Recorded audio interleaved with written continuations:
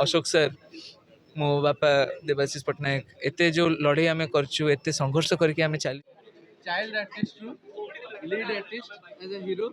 कौन कहबे कौन एक्सपीरियंस थिला आ हॉल रो माहौल लोकन को सामने रे जतले निजे परफॉर्म को देखिबे बड़ स्क्रीन देखिम देखिबे केते लुह बाहर साराणी केते माने भगवान को मुझे डाकी सारे कि एमतिया दिन आज मो बहुत स्पेशल माने अन्य कलाकार भी प्रत्येक प्रीमियर जनकर फेवरेट था कि प्रथमटा सदा स्पेशल थाए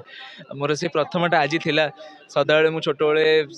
अन्य हिरोंकर मु सिनेमा देखी जाइए प्रीमियर को जाइए गोटे शिशु कलाकार भावे केत मुझे भाभी नी कि एत स्पेशल गोटे प्रीमियर फिल करेंगे बोली कहीं एत प्रीमियर मुझे जासारी किंतु आज बहुत वर्ष पर गोटे एमती सिनेमा जोटा कि मु हीरो होती से मत बहुत इमोशनल लगुच कहीं जो लड़े आम कर बाप पुओ दिज जाक आम कर अशोक सर मो बापा देवाशीष पट्टनायक एते जो लड़े आम कर एते संघर्ष करके आम चलीचु आज तार परिणाम बाहर को जाऊँ बहुत मात्रा दर्शक भल पाइले बहुत लोग बहुत कथा कहले कि ना आहरी होता आहरी ये कर पारे कि जहाँ भी आम देखिले जानिले बहुत बार प्रकार लोक बार प्रकार कथा कहे आउ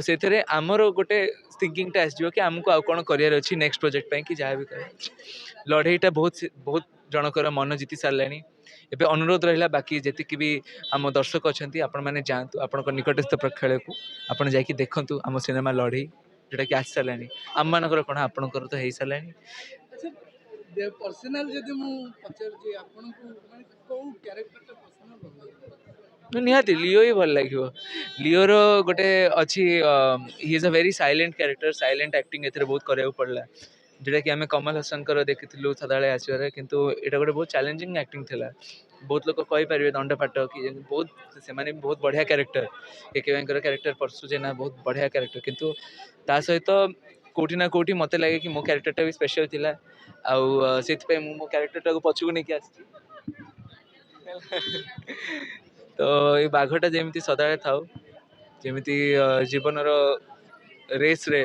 आम लड़ई के भी पछरे न रही जाऊ समस्त को अनुरोध करी कि आम लड़ई अ फाइट टिल डेथ जाकि देखु आप निकट प्रेक्षालय थैंक यू।